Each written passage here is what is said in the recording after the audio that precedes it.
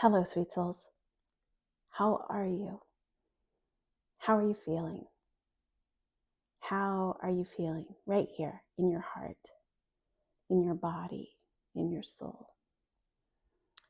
I hope you're well. I hope you are as well as you can be given your circumstances. And also, I hope that you get a chance to get really still and really quiet with yourself and remember how well and okay you are. That is a message that always comes in from the soul. All is well. All is well.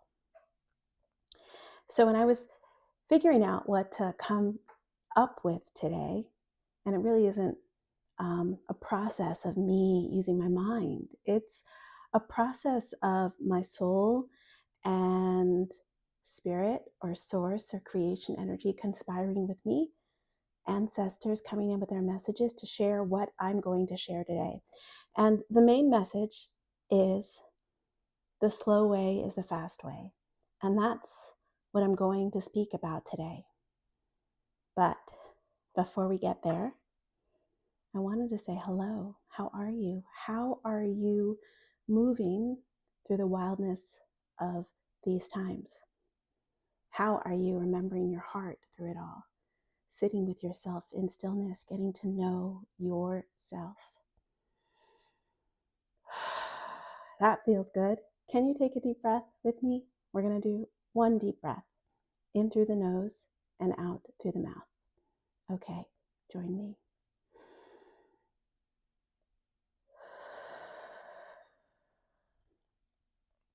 Hello, I'm Maggie. I am an author and a teacher and a ritualist. I work very specifically when it comes to rituals with cacao, the earth, the elements, the ancestors.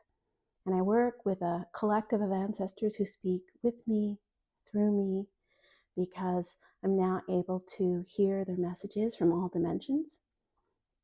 So that's why I call myself a multidimensional storyteller. I am psychic. These stories involve things that I hear, things that I see, things that I know, things that I feel through my senses.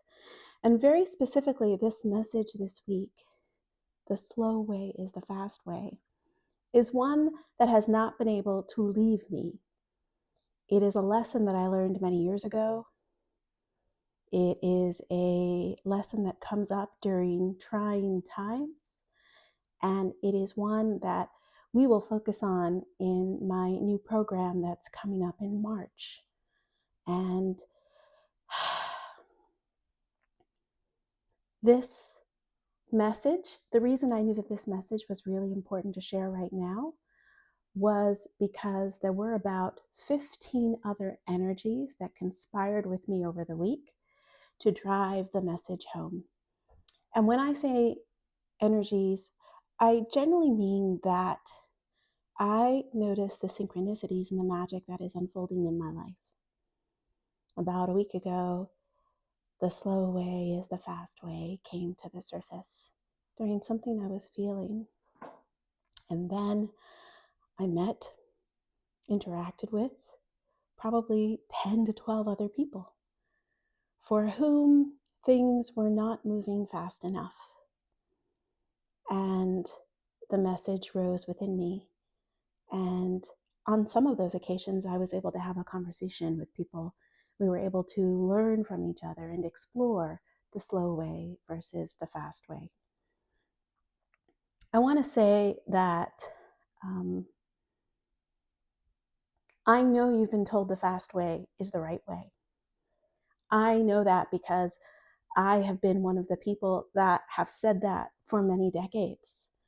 You know, I grew up through startup culture, through the burgeoning of the internet. I worked at some of the largest online communities in the world. Many of them are still around. And I remember hearing and saying, faster, faster, how can we do this faster? And much of that supposes that there is some immediate need we must meet and win at now. some competitor we must beat in some way, shape, or form. And now I know that all of that is just nonsense. I'm being honest with you. All of it is nonsense. What you do, what each of you do, is so unique and so special. It is meant for this world. There is no competition. There is no sense of competition anymore, right? That is if you sort of diffuse and reconsider what your measures may be, what your success measures. I do hate that word, but also I understand that it has meaning. You know, success for me is peace. Success for me is calm. Success for me is alignment. Success for me is knowing that I'm in the right place at the right time.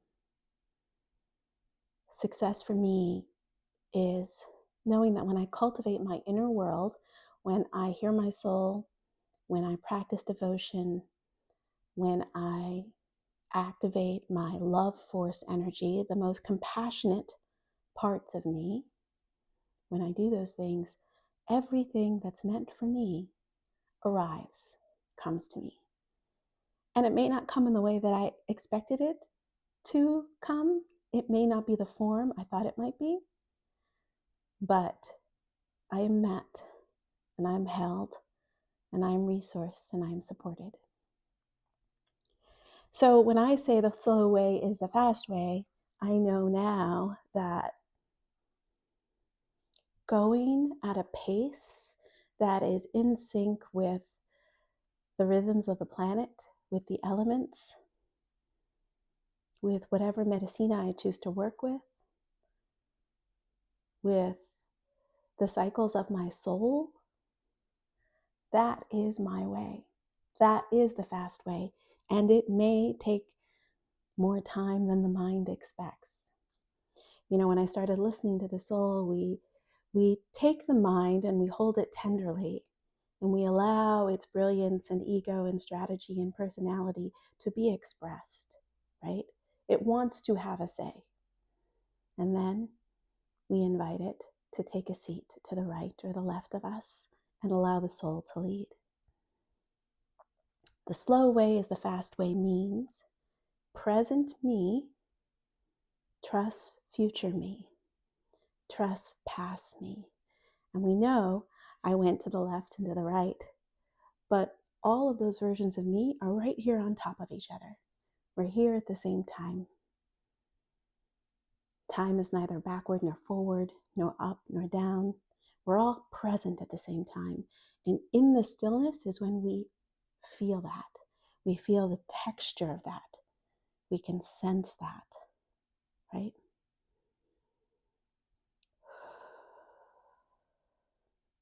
The actual words, the slow way is the fast way, dropped in probably 7 or 8 years ago when I started doing Iyengar yoga.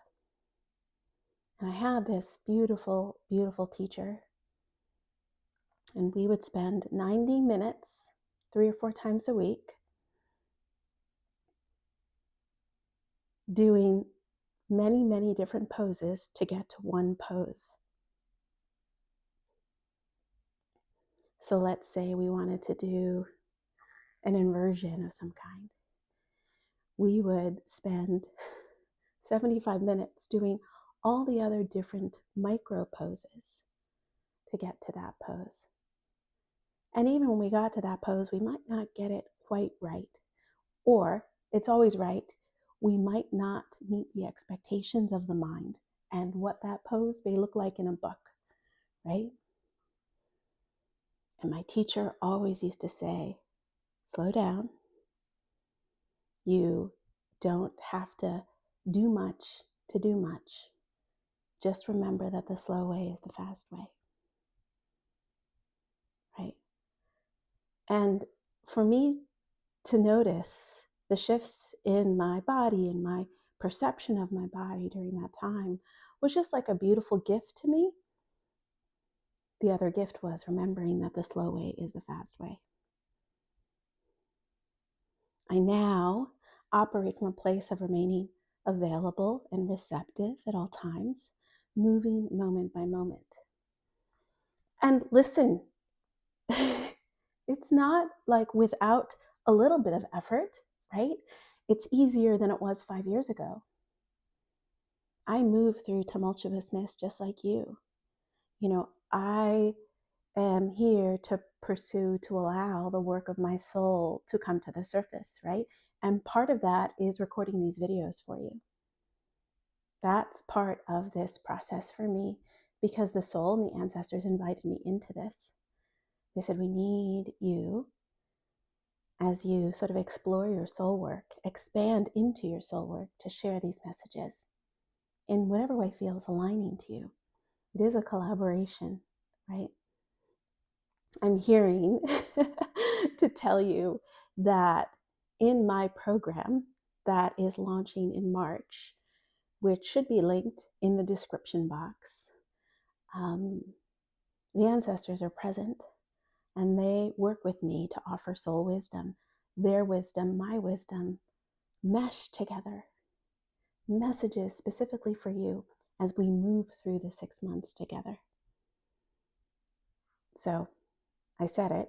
I want to make sure that I said it. But I just want to come back and just say and remind you that, like, if things are hard right now, if things don't seem to be moving at a pace that you wish for, go inward. Speak to your soul.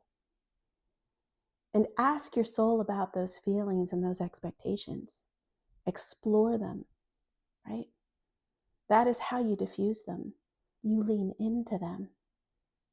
You allow them. And when I explore the desire to move faster, the desire for things to happen on a certain timetable, I hear things like, there is wisdom in the time that it has taken for this to come to life. There is wisdom, there are lessons, there are gifts. There is more to explore. And part of that exploration is understanding our relationship with patience, our relationship with time. Like, that's the big invitation for you to understand that, like, time is weird and nonsensical and everything's happening now at once, right? That also ends up inviting you into a relationship with neutrality. The past isn't bad or wrong. The future isn't bad or wrong. A new way in 10 years isn't right. Everything is perfect in this moment, right now, between us. Even as it's not perfect in the external world. The imperfections are part of the gifts and the wisdom and the lessons and the opportunity for us to emerge, to become, right? To learn that you don't have to move so fast, sweet one. You don't have to skip all those steps. Getting there sooner may rob you of lessons and gifts through the process. This life is about the process and the journey. It's not about some endpoint. Let me say that again. This life is about the process and enjoying it and finding your joy and your pleasure in it, finding your play through it. It's not about some single endpoint. I know that we've been conditioned to think that. I get it. It's fine. There's nothing wrong with that. And also, can we find some harmony between wanting everything now and allowing things to be as they are?